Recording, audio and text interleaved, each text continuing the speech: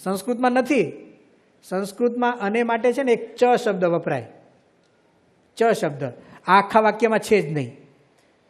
તો આનું બીજું અર્થઘટન કેવું થાય કે જેના વડે અક્ષર એવા પુરુષોત્તમનું તત્વે કરીને જ્ઞાન થાય એને બ્રહ્મ વિદ્યા કહેવાય. આવો અર્થ કરી શકાય કે નહીં? તો કેમ તમે અક્ષર અને પુરુષોત્તમ આવા બે વસ્તુઓ કેમ લાવો છો અહીંયા?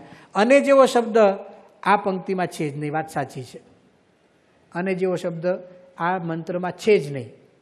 એટલે મેં ગુજરાતી કર્યું ને એમાં એ શબ્દ વધારાનો જ મૂક્યો છે. કેમ કે ભાઈ આપણે તો અર્થઘટન કરવું એટલે આવી રીતે જ થાય ને. પણ જો એવી રીતે અર્થઘટન કરીએ ને તો કોઈ કાકો આપણું માને નહીં. ઘરમાં ને ઘરમાં હાલે, પણ ઘરની બહાર જાઓ ને તો કોઈ માને નહીં. થોડી વાર માટે બીજા આચાર્યોએ શું અર્થ કર્યા છે હવે એ જોઈએ. અન્ય આચાર્યોએ પહેલેથી પાછા આવીએ. કારણ કે અક્ષર અને પુરુષોત્તમ કરવું છે ને આપણે. અક્ષર એવા પુરુષોત્તમ એમ બોલો તો સીધું જ સમજાયું છે. હવે તમે થોડી વાર માટે એમ સમજો કે આપણે BAPSના અનુયાયી નથી અને મુંડક ઉપનિષદ વાંચવા માટે બેઠા છીએ, બરાબર ને? એવી મનમાં ભાવના રાખીને ફરીથી આ ઉપનિષદના વાક્યો એકવાર આપણે નજર ફેરવીએ. પહેલેથી ચાલુ કરીએ છીએ. કોઈ પરોક્ષનો માણસ વાંચે છે, જેને અક્ષરબ્રહ્મ શું છે ખબર નથી, પરબ્રહ્મને બેના ભેદની વાત જાણતો જ નથી અને વાંચવા બેઠો. બ્રહ્માદેવાનામ પ્રથમ અસંભભુવ, કે બ્રહ્મા દેવતાઓમાં પહેલાં થયા એમાં તો કંઈ વાંધો નથી. એ વિશ્વના કરતા ભુવનના ગોપતા હતા એમાંય વાંધો નથી. સબ્રહ્મ વિદ્યામ સર્વ વિદ્યા પ્રતિષ્ઠામ અથર્વાય જ્યેષ્ઠ પુત્રાય પ્રાહ, કે એણે બ્રહ્મ વિદ્યા પોતાના મોટા દીકરાને કહી એમાંય કંઈ વાંધો નથી. પછી શૌનક નામનો શિષ્ય અંગીરાને પ્રશ્ન પૂછે છે કે તમે એક જ વસ્તુનું મને જ્ઞાન કરાવો જેનાથી બધાનું જ્ઞાન થઈ જાય, એમાંય બહુ વાંધો નથી. એ અર્થ પણ બધું હરખું હાલે છે. પછી ગુરુએ કહ્યું કે ભાઈ બે પ્રકારની વિદ્યા છે, એક પરા અને બીજી અપરા, એમાંય બહુ વાંધો નથી. આગળ ગયા. હવે હું તને પરાની વાત કરું છું. પહેલું વાક્ય આવ્યું કે જેના વડે અક્ષરનું જ્ઞાન થાય. વાક્ય તો એટલું જ છે, અક્ષરનું જ્ઞાન થાય. એ અક્ષર એટલે પરમાત્મા નહીં એવું તો અહીંયા લખેલું નથી. બહારનો માણસ વાંચે છે એને શું સમજાશે કે જેના વડે કોઈ એક અવિનાશી વસ્તુનું જ્ઞાન થાય. પરમાત્મા તો અવિનાશી છે જ. પરમાત્મા તો અવિનાશી છે. ચાલો આ અક્ષર શબ્દનો અર્થ છે ને અવિનાશી પરમાત્મા કરી દઈએ.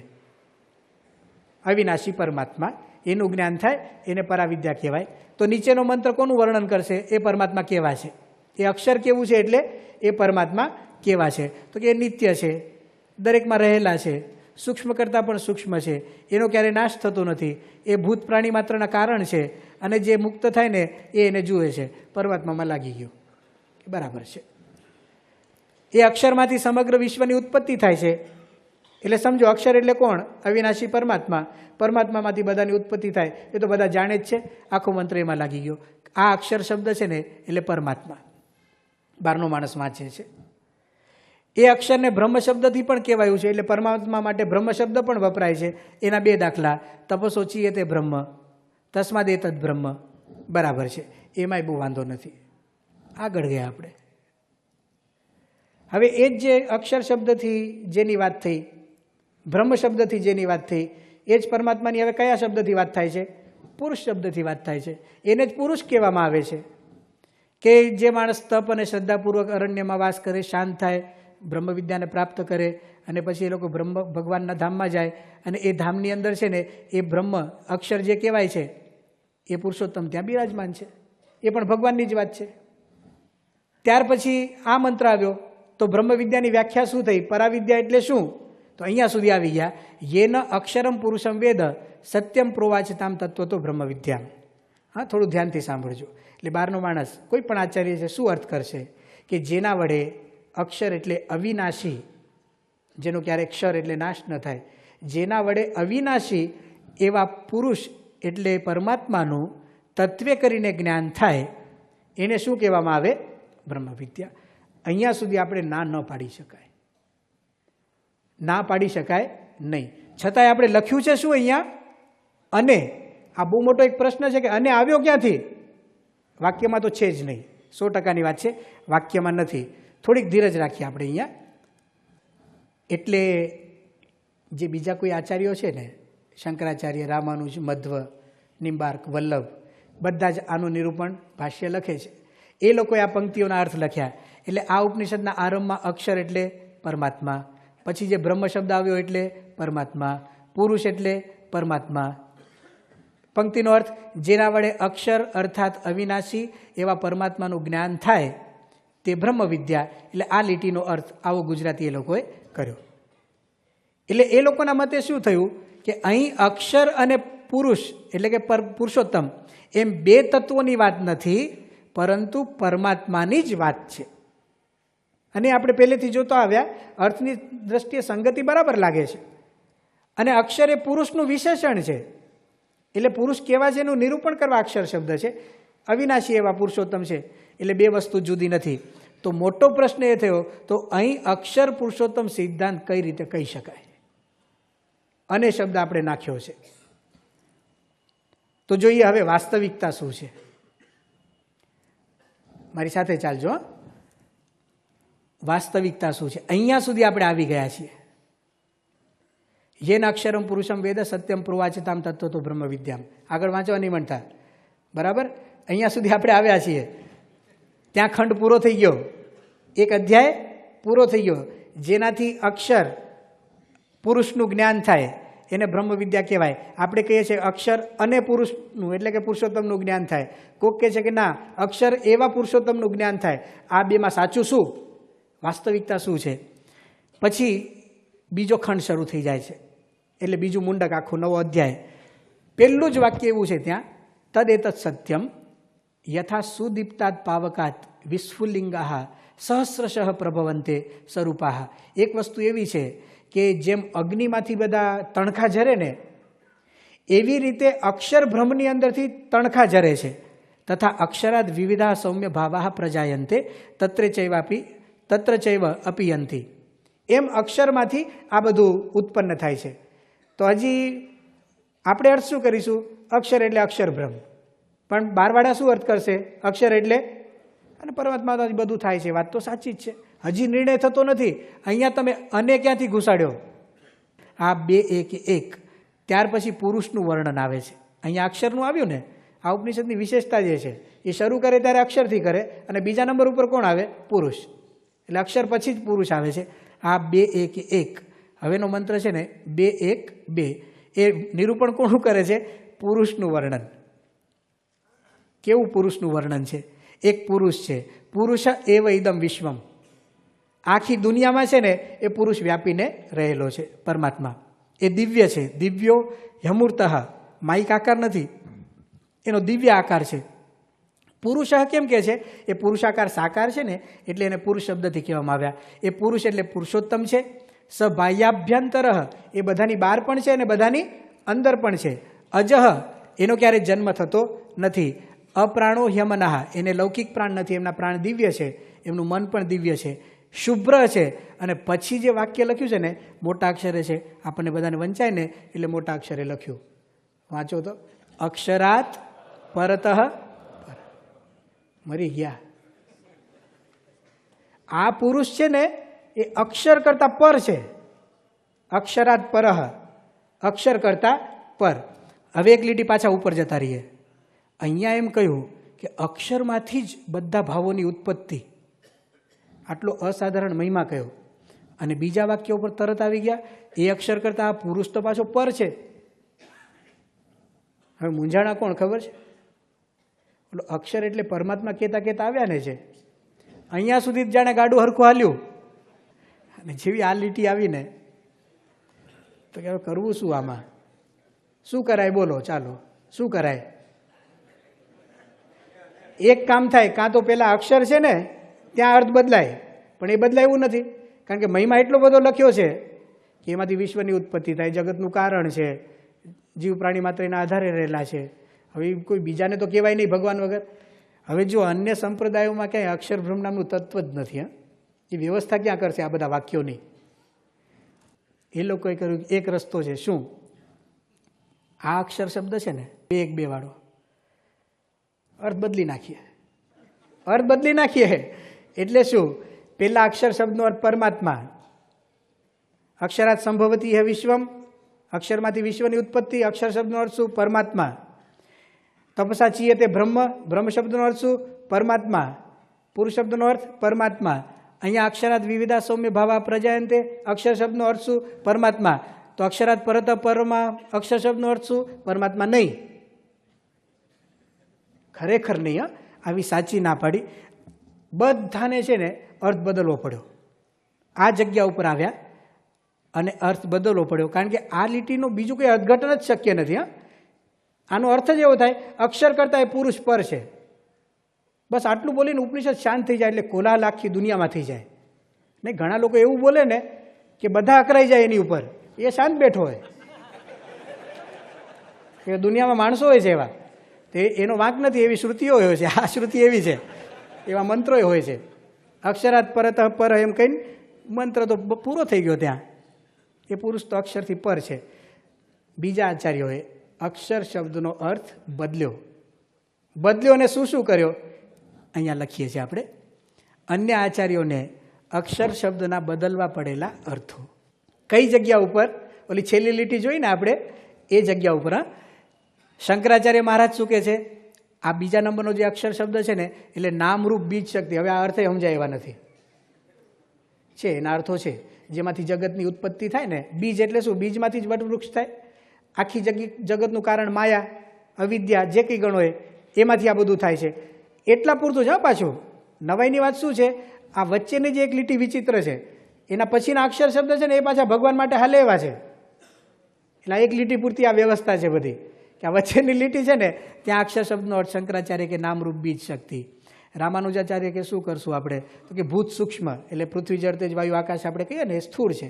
એવા ભૂત સૂક્ષ્મ એટલે સૂક્ષ્મ પ્રકારના ભૂત છે, એમાંથી બધી સૃષ્ટિ થાય છે.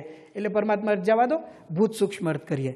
મધ્વાચાર્ય મહારાજ શું કહે છે કે અક્ષર શબ્દને આપણે એમ કરીએ, લક્ષ્મી અર્થ કરીએ, પણ પ્રકૃતિ રૂપે. પ્રકૃતિ એટલે જગતનું, પ્રકૃતિના કાર્ય આપણે કહીએ ને, એવી રીતે તેમણે લક્ષ્મી અર્થ કરી નાખ્યો. વલ્ભાચાર્ય અર્થ શું કર્યો? અક્ષર એટલે શું? એક નિરાકાર ગણિતાનંદ તત્વ છે. અગણિતાનંદ એટલે પરમાત્મા. પરમાત્માના આનંદની વાત ન થાય. અગણિત આનંદ, એના આનંદને ગણી ન શકાય. પણ અક્ષર એટલે શું? થોડું ડિગ્રેડ થાય. એનો આનંદ ગણિત હોય એટલે સીમિત હોય, એને અક્ષર કહી દઈએ. અને પહેલું અક્ષર એટલે અગણિત આનંદ, અને બીજું અક્ષર એટલે ગણિત આનંદ. અર્થ ક્યાંથી લાવ્યા? બસ લઈ આવ્યા, ગમે ત્યાંથી લઈ આવ્યા. લાવવા પડે, કારણ કે જ્યારે અર્થ ન બેસે ને ત્યારે એક શબ્દનો બીજો અર્થ કરવો પડે. એક નિયમ એવો છે, શબ્દોના અર્થો કેવી રીતે કરાય. વાંચો અહીંયા નિયમ કેવો છે. શાસ્ત્રોના શબ્દોના અર્થ કરવાની એક રીત છે, સર્વમાન્ય આ રીત છે. એક, જે પ્રકરણમાં જે શબ્દનો જે અર્થ કર્યો હોય તે શબ્દનો તે પ્રકરણમાં છેક સુધી તે જ અર્થ કરવો જોઈએ. સર્વસામાન્ય વાત છે. કોઈ એક ઉપનિષદ તમે લો છો, એક અર્થ શરૂ કરો છો કોઈ શબ્દનો, તો જ્યાં સુધી એ પ્રકરણ પૂરું ન થાય ત્યાં સુધી વચ્ચે વચ્ચે અર્થ બદલાય. આ બધાએ માન્ય કરેલી એક રીત છે. આ પહેલી રીત. બીજું વાંચો. મૂળ અર્થ થતો હોવા છતાં, ધારો કે કોઈક શબ્દનો તમે કંઈક અર્થઘટન કરી જ શકો છો, બીજું એક અર્થઘટન છે જ તમારી પાસે, અને એનાથી જો તમારો પ્રશ્ન ઉકેલાઈ જતો હોય ને છતાં પણ જો તમે એ સ્વીકાર ન કરો, એના માટેની આ વાત છે. મૂળ અર્થ થતો હોવા છતાં એક જ શબ્દનો બીજો અર્થ કરવો એ અર્થઘટનની દ્રષ્ટિએ દોષ ગણાય છે. આનો અર્થ શું થયો? કે મુંડક ઉપનિષદની અંદર અક્ષર શબ્દનો અર્થ બદલ્યા વગર જો છેલ્લી લીટીનો અર્થ થાય એ વધારે સારું, કે અક્ષર શબ્દનો અર્થ બદલીને અર્થઘટન થાય એ સારું? બદલ્યા વગર. હવે આપણે જઈએ પાછા એકવાર આટો મારી આવીએ પહેલેથી. હવે કેવી રીતે જઈએ છીએ આપણે? અક્ષર શબ્દનો અર્થ બદલતા નથી, અને અક્ષરાત પરત પર જે ઓલું મોટું વાક્ય આવ્યું હતું ને, એમાંથી જો બહાર નીકળી જઈએ એટલે સમજવાનું કે બાજી જીતી ગયા. કારણ કે બધા અટકે છે ક્યાં? એ જગ્યા ઉપર. પહેલું વાક્ય છે અહીંયા, બ્રહ્મ વિદ્યાથી શરૂઆત થઈ, શૌનકનો પ્રશ્ન આવ્યો, બે પ્રકારની વિદ્યાની વાત થઈ. પરાવિદ્યા શરૂ કરી, એમાં પહેલાં અક્ષરની વાત કરી, એ અક્ષરનું નિરૂપણ કર્યું. હવે અક્ષર એટલે આપણે પરમાત્મા નથી કહેતા. અક્ષર એટલે પરમાત્માથી જુદું એક તત્વ, જેને આપણે અક્ષર બ્રહ્મ કહીએ છીએ, જે જગતનું કારણ છે. મધ્યના ત્રીજામાં આપણે વાંચેલું, એને આપણે કહીએ છીએ, પરમાત્મા નથી. એટલે કે પરમાત્માથી ભિન્ન એવા એક તત્વનું જ્યારે જ્ઞાન થાય તો પરાવિદ્યા સમજવું. એ અક્ષર બ્રહ્મ કેવું છે એનું આ વર્ણન. એ અક્ષરમાંથી એટલે પરમાત્મામાંથી નહીં, પણ પરમાત્માથી બીજું જે તત્વ છે એમાંથી સમગ્ર વિશ્વની ઉત્પત્તિ થાય. એ પરમાત્માથી ભિન્ન જે તત્વ છે એના માટે બ્રહ્મ શબ્દનો પણ પ્રયોગ છે. પેલો ખંડ ત્યાં પૂરો થઈ ગયો.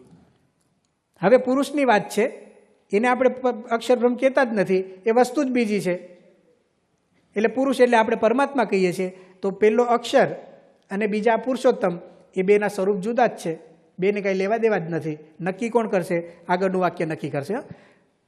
તો એ અક્ષર અને આ પુરુષોત્તમ એ બેને ભેગા કર્યા અહીંયા. યેન અક્ષરમ પુરુષમ વેદ, જેના વડે અક્ષર અને પુરુષોત્તમનું તત્વ કરીને જ્ઞાન થાય, બ્રહ્મ વિદ્યા. અહીંયા જ વિવાદ અહીંયા હતો ને કે અને ક્યાંથી નાખ્યું. એ અને ત્યાંથી નાખ્યું કે આના પછીનું વાક્ય છે, જો યેન અક્ષરમ પુરુષમ છે ને અહીંયા અને નાખ્યો છે. આપણે કોને જોઈને નાખ્યો? જો અહીંયા અને ન નાખો અને આને વિશેષણ બનાવી દો ને તો આ પ્રશ્ન ઊભો કરે છે. એ અક્ષર કરતાં પુરુષ છે ને એ પર છે. તો ભલે ત્યાં આને લખ્યો નથી, પણ સમજવા માટે શું લખી નાખવું પડે આપણે? અને જે આપણે લખ્યો આનો અર્થ એવો થયો કે બ્રહ્મ વિદ્યા એટલે શું? કે જેના વડે અક્ષર બ્રહ્મ અને પુરુષોત્તમ નારાયણનું તત્વે કરીને જ્ઞાન થાય એ બ્રહ્મ વિદ્યા મુંડકમાં સાબિત થઈ ગયું. બોલો અક્ષર પુરુષોત્તમ મહારાજની. સીધું ને સરળ છે. હવે આ વાત જ્યારે અમુક પંડિતોએ જાણી ત્યારે એ લોકોએ શું વાત કરી એ જોવા જેવું છે. બધા સમજી તો જાય ને. ઘણીવાર કેવું હોય કે માણસ ઝઘડો કરતો હોય અને ખોટો માણસ હોય એ સાચી વાત સમજતો તો હોય પણ એ બોલવાનું ન હોય. બરાબર છે ને? એ બોલાય નહીં. આપણી વાત છે ને આપણે કેમ છાતી ઠોકીને કહીએ છીએ? આ શાસ્ત્રીજી મહારાજે કંઈ ગૌમુખીમાંથી કાઢેલી વાત નથી. આ ગાલપુરાણ નથી. અક્ષર પુરુષોત્તમ સિદ્ધાંત વૈદિક સનાતન સિદ્ધાંત છે. સાચું અર્થઘટન આ જ છે. કેટલી કૃપા આપણી ઉપર કે આપણને આ વાત સમજાણી છે. એટલે કેટલાક પંડિતો જ્યારે આ વાંચે છે ને ત્યારે આપણા માટે કેવું બોલે છે એ જુઓ. એક પંડિતનું અક્ષર પુરુષોત્તમ સિદ્ધાંત માટે મંતવ્ય છે. દક્ષિણ ભારતના એક પંડિત છે. શું બોલ્યા કે મુંડક ઉપનિષદમાં અક્ષર પુરુષોત્તમ સિદ્ધાંતને સાબિત થતાં કોઈ રોકી શકશે નહીં. આ પંડિતનું વર્ગ છે. કોઈ શક્યતા જ નથી આમાં. અને આમાં તો કેવું છે કે ઘણીવાર કેવું હોય કે ઉપનિષદ ઉપર તો બહુ બધું ભણ્યા હોય ને ત્યારે ભાષ્ય લખાય, પણ આપણા જેવા ક્યારે લખી શકીએ? એટલો સરળ સિદ્ધાંત છે ને, સંસ્કૃત ભાષા વ્યવસ્થિત ભણ્યો ને તોય સમજાઈ જાય એવું છે. લાંબી કડાકૂટ કરવાની જરૂર છે જ નહીં. એટલું મહારાજે આપણને સારી રીતે સમજાવ્યું. બીજી એક વાત એમણે કરી, આ વાંચે ને પરોક્ષના વાંચે ને એના કાળજા ફૂટી જાય. આ અર્થઘટન મૂકીએ ને આપણે, એ લોકો હેરાન થઈ જાય કે આ લોકોને શું કરવું હવે. દાજે ભરાય આપણી ઉપર. મહારાજના વખતથી છે, શ્રીજીવાદના વખતથી કોઈને આપણે પચ પડ્યા નથી. એટલે આપણો વિરોધ થતો જ આવ્યો છે અને થવાનો જ છે. અને એમાં જ આપણે બધા સિંહ જેવા તૈયાર થઈએ છીએ. એ વાત અહીંયા કરી મહારાજે. અહીંયા જુઓ બીજું વાક્ય. આ લોકોએ ઓબ્ઝર્વ કરેલું છે, આપણી વાત નથી આ. કે મુંડક ઉપનિષદના પ્રત્યેક મંત્રો જાણે અક્ષર પુરુષોત્તમ સિદ્ધાંતને જ પ્રતિપાદિત કરી રહ્યા છે. આ અક્ષર પુરુષોત્તમ વૈદિક સનાતન સિદ્ધાંત કહીએ છીએ ને, એક ઝલક આપી છે. અને આપણા માટે તો ઝલક જ પૂરતી છે. આટલામાંથી આપણે ઘણું બધું સમજી શકીએ છીએ. એક ઉપનિષદની વાત થઈ, આ મુંડક ઉપનિષદની વાત. હવે આપણે બીજા ઉપનિષદની વાત જોઈએ. તૈત્તરીય ઉપનિષદ. તૈત્તરીય ઉપનિષદનો પરિચય પહેલાં સામાન્ય મેળવીએ. તૈત્તરીય ઉપનિષદ છે ને 3 ખંડમાં વહેંચાયેલું ઉપનિષદ છે. વલ્લી શબ્દ એના માટે વપરાય છે. જેમ આપણે શિખરબદ્ધ મંદિરમાં 3 ખંડ હોય ને, જેમ અહીંયા છે હરિકૃષ્ણ મહારાજ, રાધાકૃષ્ણની મૂર્તિ, મધ્યખંડમાં અક્ષર પુરુષોત્તમ મહારાજ અને પછી ઘનશ્યામ મહારાજનો ખંડ. એમ તૈત્તરીય ઉપનિષદને તમે એક મંદિરની કલ્પનાથી સમજો. એના 3 ખંડ, 3 વલ્લીઓ છે. એમાં સૌથી પહેલાં શિક્ષાવલ્લી. ગઈકાલે આપણે થોડા વેદ મંત્રોના ગાન કરેલું, એ શિક્ષાવલ્લીમાંથી એ પહેલો ખંડ. એનો બરાબર મધ્યખંડ એટલે કે આનંદવલ્લી, બ્રહ્માનંદવલ્લી નામ છે એનું, મધ્યખંડ. અને એનો પછી બાજુનો ખંડ એટલે ભૃગુવલ્લી. બરાબર મધ્યખંડમાં એટલે કે વચ્ચેની વલ્લી આનંદવલ્લીનો આ મંત્ર છે. ઉપનિષદ આમ શરૂ કરીએ અને પહેલો મંત્ર જોઈએ ને તો જેમ મધ્યખંડના દરવાજા ખુલીને અક્ષર પુરુષોત્તમ મહારાજ દેખાય ને આપણને. દરવાજા ખોલીએ એટલે સીધા કોના દર્શન થાય? અક્ષર પુરુષોત્તમ મહારાજ. ગોંડલમાં આપણે જઈએ આમ દરવાજા ખુલે શણગાર આરતીમાં, અક્ષર અને પુરુષોત્તમ મહારાજ દેખાય. બોચાસણમાં જઈએ મધ્ય મંદિરનો દરવાજો ખુલે એટલે અક્ષર અને પુરુષોત્તમ. એમ તૈત્તરીય ઉપનિષદના મધ્ય મંદિરનો દરવાજો ખોલો ને, પહેલો જ મંત્ર છે. હા, 2 1 1 લખ્યું ને, 2 એટલે વચ્ચે મધ્ય મંદિર છે એનું, પહેલો જ મંત્ર. અને વાંચો પહેલું જ વાક્ય, બ્રહ્મવિદ આપનોતી. હવે બ્રહ્મની ઘણી બધી વાત સમજી ગયા આપણે. જે બ્રહ્મને જાણે, બ્રહ્મવિદ એટલે બ્રહ્મને જાણે, એ બ્રહ્મ કરતાં પણ જે પર છે, અહીંયા પાછું સ્પષ્ટ લખેલું છે, બ્રહ્મ કરતાં પર કોણ? પરબ્રહ્મ. જે અક્ષરને જાણે એ જ પુરુષોત્તમને પામે. અક્ષરને જાણવું એટલે માહિતી નથી. અત્યારે આપણે બધા જે ભેગા થયા છીએ ને, એ માહિતી મેળવીએ છીએ. અક્ષરને જાણવું એટલે અક્ષરનો સાક્ષાત્કાર કરવો. અક્ષરનો સાક્ષાત્કાર કરવો એટલે અક્ષર રૂપ થવું. બ્રહ્મનો સાક્ષાત્કાર કરવો એટલે બ્રહ્મરૂપ થવું. બ્રહ્મવિદ આપનોતી પરમનો અર્થ એવો થાય, જે બ્રહ્મરૂપ થાય છે ને એને જ પરબ્રહ્મની પ્રાપ્તિ થાય છે. પહેલો જ મંત્ર એટલે શરૂ કર્યા અને અક્ષર પુરુષોત્તમ મહારાજ દેખાણા. બ્રહ્મને જાણવાની વાત આવી. આ મંત્રનું ગાન પણ તૈત્તરીય ઉપનિષદ એટલે કૃષ્ણ યજુર્વેદમાં સમાયેલું આ ઉપનિષદ છે, એ મંત્રોનું ગાન પણ કરતા હોય છે.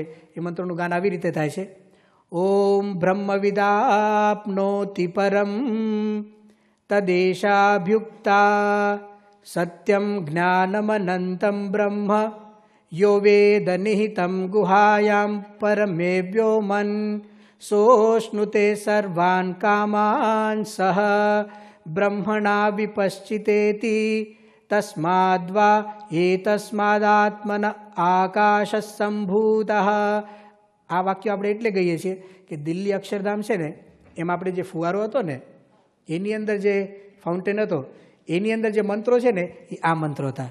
તસ્માદ્વા એતસ્માદ આત્મન આકાશ સંભૂત. આકાશાદ વાયુ વાયોરગ્નિ અગ્નિરાપ અદ્ભ્ય પૃથિવી પૃથિવ્યા ઓખદય ઓષધીભ્યોન્નમ અન્નાદ પુરુષ સવા એષ પુરુષોન્નરસમય તસ્ય ઇદમેવ શિરઃ અયમ દક્ષિણ પક્ષઃ અયમુત્તર પક્ષઃ અયમાત્મા ઇદમ પુચ્છમ પ્રતિષ્ઠા તદપ્યેષ શ્લોકો ભવતી. આ એ મંત્ર છે. શું કહ્યું અહીંયા? જે બ્રહ્મને જાણે, જે બ્રહ્મરૂપ થાય એ પરબ્રહ્મને પાણે. આવું મોટા મોટા ઋષિઓ કહી ગયા છે. તદેશાભ્યુક્તા, અભિયુક્ત જે માણસો હતા ને, એ લોકો આવું કહી ગયા. હવે બ્રહ્મને જાણે તો જ પરબ્રહ્મને પામે. તો બ્રહ્મને જાણવા એટલે શું? તો એનું સ્વરૂપ ખ્યાલ હોવું જોઈએ ને. પછીનો મંત્ર છે ને, એ અક્ષરનું સ્વરૂપ કેવું છે એનું વર્ણન કર્યું. એ બ્રહ્મ કેવું છે? સત્યમ જ્ઞાનમ અનંતમ બ્રહ્મ. જે સત્ય એટલે શું? સત એટલે હોવું, જે કાયમ હાજર છે, જેનો ક્યારે નાશ નથી, જેમાં ક્યારે વિકાર ઉત્પન્ન થતો નથી, એ સત્યમ, એ જ્ઞાન સ્વરૂપ છે. જ્ઞાનની જ્યોતિ સતત સર્વજ્ઞ છે, એટલે એમણે જ્ઞાનમ કહ્યું. અનંત છે, બધે જ રહેલા છે. દેશ અને કાળ બંનેની સીમિતતા એમનામાં નથી. દરેક સ્થળે અને દરેક સમયે પોતે વ્યાપી શકે છે. એવા અક્ષર બ્રહ્મ છે. યો વેદ, જે આને જાણે ને, તો પરમે વ્યોમન એટલે ભગવાનના ધામની અંદર, પરમ વ્યોમ એટલે ભગવાનનું પરમધામ, સોષ્ણુ તે સર્વાન કામાન. એ વ્યક્તિ છે ને, જે બ્રહ્મને જાણે, એ બધા જ પરમાત્માના કામાન એટલે પરમાત્માના સુખને ભોગવે. કોની સાથે? સહબ્રહ્મણા. એ અક્ષર બ્રહ્મની સાથે જ અક્ષરધામની અંદર રહીને પરમાત્માના સુખનો ઉપભોગ કરે. તો જેવી રીતે મુંડકની અંદર અક્ષર અને પુરુષોત્તમ સિદ્ધાંત દેખાય છે, એવી જ રીતે બીજું ઉપનિષદ કયું આવ્યા? તૈત્તરીય ઉપનિષદ. હજી એક ઉપનિષદ જોઈએ, બૃહદારણ્યક ઉપનિષદ. એનું નામ જેટલું મોટું છે ને, એટલું જ મોટું છે. આ બધા જ ઉપનિષદોની અંદર સૌથી મોટું બૃહદારણ્યક. બધા ભેગા કરીએ ને તો પણ એના કરતાં મોટું સ્વરૂપ છે એનું. એટલે દાદા ઉપનિષદ કહેવાય. કેવું? દાદા ઉપનિષદ. વાતે જાજી છે અંદર. હવે એ બૃહદારણ્યક ઉપનિષદમાં આ જે 3જો અધ્યાય છે ને, એની થોડી ભૂમિકા જાણી લઈએ. જનક નામનો એક રાજા હતો, અને એ રાજાના દરબારની અંદર એને કંઈ યજ્ઞ કરેલો, અને બ્રાહ્મણોને દક્ષિણા આપવાની હતી. એમાં એ દક્ષિણા એ પ્રકારની હતી, 1000 ગાયોની દક્ષિણા આપવાની, અને કોઈ પણ એક બ્રાહ્મણને આપવાની હતી. તો ભૂદેવો બધા ભેગા થયેલા ત્યાં દક્ષિણા લેવા માટે, અને બધાની હાજરીની અંદર રાજાએ જાહેરાત કરી કે આ જે 1000 ગાયો છે ને, એ કોઈ પણ બ્રાહ્મણ લઈ જઈ શકે આમાંથી, પણ શરત એટલી જ કે એ બ્રહ્મિષ્ઠ હોવો જોઈએ. એટલે કે બ્રહ્મ જ્ઞાની હોવો જોઈએ, બ્રહ્મ વિદ્યા એને આવડતી હોવી જોઈએ. તો તમારા બ્રાહ્મણોમાંથી જે બ્રહ્મ વિદ્યા ભણેલો હોય, એટલે કે જે બ્રહ્મિષ્ઠ હોય, એ આ ગાયોને લઈ જાય. તો ભૂદેવો તો બિચારા કેવા હતા, સામાન્ય હતા. એકબીજાનું મોઢું જોવા માંડ્યા કે કોણ બ્રહ્મિષ્ઠ ઊભો થાય છે આપણામાંથી. કોઈ ઊભું ના થયું. એમાં એક ખૂણામાં સળવડાટ થયો અને યાજ્ઞવલ્ક્ય નામના એક બ્રાહ્મણ ઊભા થયા અને આવી ગયા આગળ. અને એના શિષ્યને કહ્યું કે આવો આ ગાયો લઈ જાઓ. સીધો ઓર્ડર કર્યો. તો બીજા બધા બ્રાહ્મણો છે ને કતરા માંડ્યા. એટલે કંઈ સાબિતી ને કહીને આ શું ક્યાં લઈ ગયો. પાછા શાસ્ત્રની જ વાત છે કે બ્રાહ્મણ બીજા બ્રાહ્મણને જોઈએ ત્યારે કેવી રીતે જોઈએ ખબર છે ને. બ્રાહ્મણમ દૃષ્ટવા શ્વાનવત ગુરગુરાય તે. એટલે જનરલ વાત ને કેટલાકની જ વાત છે. આ અપવાદ રૂપે હોય ને, કેટલાક અપવાદ તો દરેકમાં હોય. એટલે આ બીજા બધા ભૂદેવો હતા ને, ચોટલી ઊંચી થઈ ગઈ. હાથે ન લઈ જાય, અહીંને પડી રહેનો વાંધો નહીં, રાજા પાછી લઈ જાય તો પણ વાંધો નહીં, પણ કોઈને લેવા દેવાનું નહીં. સેજે ઈર્ષા જાગી અને બળાપો બધાએ બહાર કાઢ્યો, બધું બોલવા માંડ્યા. એક વાત થઈ, તમે લઈ જાઓ પણ સાબિત કરો કે તમે બ્રહ્મજ્ઞાની છો. આ બધા ભેગા થઈને રાજાને કીધું કે રાજા આની પાસે સાબિત કરાવો. તો રાજાએ કહ્યું કે યાજ્ઞવલ્ક્ય બધાની વિનંતી છે તો આપણે સાબિત કરવું પડશે. તો યાજ્ઞવલ્ક્ય હાથ જોડીને શું કહે છે કે હું કંઈ અભિમાન નથી કરતો કે મને બ્રહ્મજ્ઞાન આવડે છે એટલે હું આ ગાય લઈ જાઉં છું. એવા ભાવથી મેં આ ગાયો નથી લીધી, પણ ખરેખર મારે ગાયોની જરૂર હતી. પોતે આશ્રમ ચલાવતા હોય, હા, એટલે હું ગાયો લઈ જાઉં છું. એવી રીતે ના લઈ જવાય. તમારી જરૂરિયાત બરાબર છે, પણ તમારે પુરવાર કરી આપવું પડશે કે તમે બ્રહ્મજ્ઞાની છો. શું કરશું? તો રાજા પાસે તો કોઈ યુક્તિ નહોતી કે શું કરીએ. તો ભૂદેવો પાસે યુક્તિ હતી, પ્રશ્નોત્તરી કરીએ. અને બધા તૈયાર થઈ ગયા. પ્રશ્નો પૂછવામાં ક્યાં વાંધો છે? હમણાં બધાને કાગળ આપ્યા જ છે ને, ફટાફટ પ્રશ્નો લખી નાખીએ આપણે. વાંધો કોને? જવાબ આપવાવાળાને. યાજ્ઞવલ્ક્ય માટે પ્રશ્નની આખી તૈયારીઓ ચાલુ થઈ અને બધા ચાર પાંચના ગ્રુપમાં ભેગા થઈ ગયા. આવું કંઈ લખેલું નથી, પણ થયું જોઈએ ને આવું તો. અને બધા ભેગા થઈને કે આમ પૂછીએ ને તેમ પૂછીએ. અને તૈયારીઓ થઈ, પ્રશ્નો તૈયાર પણ થઈ ગયા. આવી જાઓ, અમે એક એક પ્રશ્ન પૂછીએ. કહોળ નામનો એક બ્રાહ્મણ છે અને જાત જાતના બધા નામ છે. એમાં એને બધા બ્રાહ્મણો ત્યાં ભેગા થયા, પ્રશ્નો પૂછ્યા. પ્રશ્નો જેવા પૂછ્યા છે ને કે આપણને થાય કે શું પૂછે છે. નહીં, ઘણા માણસો શું પૂછે છે ખબર ન પડે આપણને. પણ એવા પ્રશ્નોના જવાબ પણ છે ને યાજ્ઞવલ્ક્ય ધાણી ફૂટે એમ આપે, એક પછી એક, એક પછી એક. અને આ ભૂદેવો તો થાક્યા કે આ તો બહુ માથાનો માણસ છે. આ તો હવે ગૌરવ લેવું જોઈએ કે આપણી નાતનો માથાનો માણસ છે એમ. એ જગ્યાએ સામે પડ્યા. બધા જ થાક્યા, કોઈ પુરુષનું ન ચાલ્યું. અને એમાં છે ને એક બ્રાહ્મણી બેઠી હતી, વિદુષી, ભણેલી હતી. એ ઊભી થઈ. એનું નામ છે ને ગાર્ગી. એ બ્રાહ્મણીનું નામ શું? ગાર્ગી. વિદુષી હતી. હા, ઊભી થઈ અને બધા ખુશ થઈ ગયા, કારણ કે ખરેખર પાછા પડાયું હતું. અને એમાં તો નાક કપાય. ભલે એક તો એક ગમે તેમ ઊભી તો થઈ કે પૂછો. એ કે હું પ્રશ્ન પૂછું છું. ગાર્ગીએ યાજ્ઞવલ્ક્યને સજાગ કર્યા કે યાજ્ઞવલ્ક્ય હવે હું પૂછું છું મારા પ્રશ્નો. આમાં સ્ત્રીઓમાં સ્વાભિમાન વધાર્યો એટલે થોડુંક અભિમાનથી પૂછે છે. એણે જે પૂછ્યું ને અહીંયા લખ્યું છે. યાજ્ઞવલ્ક્ય અથ હૈનમ ગાર્ગી વાચક નવી પપ્રચ્છ. વાચક નવી એટલે શું? એ ગાર્ગી કેવી હતી? બોલવાના સ્વભાવવાળી હતી, પૂછવાના સ્વભાવવાળી જ હતી. એટલે બરાબર એને તો લાગ જ સારો મળી ગયો. અને એણે પૂછ્યું યાજ્ઞવલ્ક્યથી હોવાચ યદિદમ સર્વમ અપસુ ઓતમ ચ પ્રોતમ છે. જો યાજ્ઞવલ્ક્ય, મને એમ લાગે છે કે આ જેટલું કંઈ છે ને એ પાણીની અંદર ઓતપ્રોત છે. એ વખતે પણ એક વાત તો પ્રચલિત હતી જ ઉપનિષદ વખતે કે જમીન કરતાં પાણીનો ભાગ વધારે છે પૃથ્વીમાં. આ કોઈ નવું સંશોધન નથી. પહેલાં જ વાક્યની અંદર ગાર્ગીએ કહી દીધું. એટલી તો મને ખબર જ છે કે બધી જ વસ્તુઓ છે ને પાણીમાં ઓતપ્રોત છે. પણ હું એમ પૂછું છું કે પાણી શેમાં ઓતપ્રોત છે? એ મને તમે જવાબ આપો. એક જ વાક્યમાં તરત જવાબ છે, ગાર્ગી એ તો વાયુમાં ઓતપ્રોત છે. પેલી કહેતો કે વાયુ શેમાં ઓતપ્રોત છે? તો કે અંતરિક્ષ લોકમાં ઓતપ્રોત છે. ગાર્ગીએ પૂછ્યું અંતરિક્ષ લોક શેમાં ઓતપ્રોત છે? તો કે ગંધર્વ લોકમાં ઓતપ્રોત છે. ગાર્ગીએ પૂછ્યું ગંધર્વલોક શેમાં ઓતપ્રોત છે? યાજ્ઞવલ્કે કે આદિત્ય લોકમાં ઓતપ્રોત છે. આદિત્ય લોક શેમાં ઓતપ્રોત છે? તો કે ચંદ્રલોકમાં ઓતપ્રોત છે. આ ટાઢાપોરના ગપ્પા નથી. હા,